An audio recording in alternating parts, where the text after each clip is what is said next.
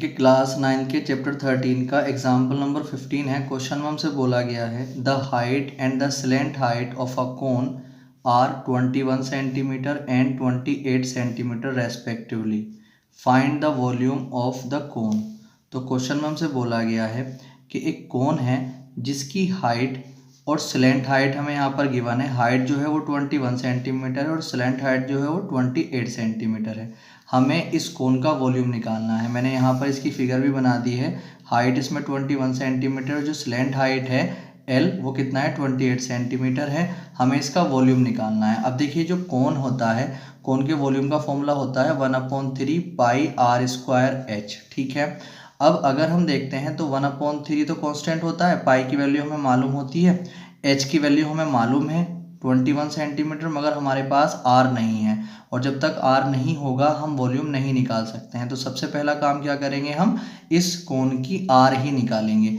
और हमारे पास एक रिलेशन होता है, जब एल एच और आर में से कोई चीज़ हमें मालूम ना हो और उनमें से वो चीज़ फाइंड करनी हो, तो हमारे पास एक रिलेशन होता है L square is equal to H square plus R square. हम जो है इस रिलेशन से जो है वो चीज़ निकाल लेते हैं जो चीज़ हमें फाइंड करनी होती है। यहाँ पर आर फाइंड करनी है तो एल हमारे पास कितना है 28, इसके ऊपर power 2 is equal to H कितना है 21 के ऊपर पावर 2 और प्लस आर स्क्वायर हमें फाइंड करना है।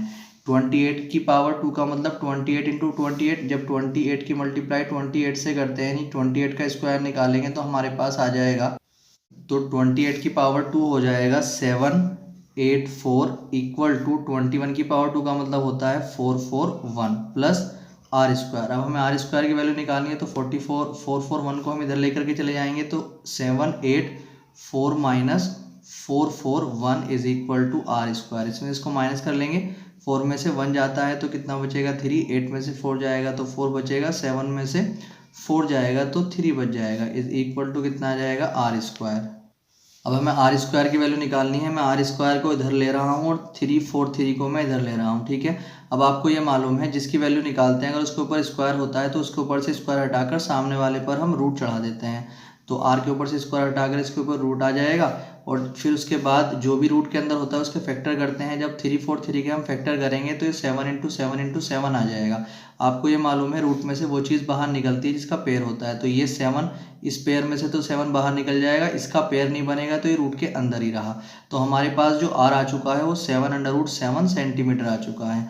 अब हमारे पास जब आर आ चुका है तो अब हम जो है इसका वॉल्यूम निकाल सकते हैं। तो अब हम कोन का वॉल्यूम निकाल सकते हैं। कोन के वॉल्यूम का फॉर्मूला होता है 1/3 पाई आर स्क्वायर एच। ठीक है, तो 1/3 को आप ऐसे ही रखें, पाई की वैल्यू 22/7 होती है, मल्टीप्लाई आर स्क्वायर, हमने आर भी निकाल लिया था और आर स्क्वायर भी हमारे पास था, तो आर स्क्वायर की डायरेक्ट वैल्यू यहाँ पर आप रख दें।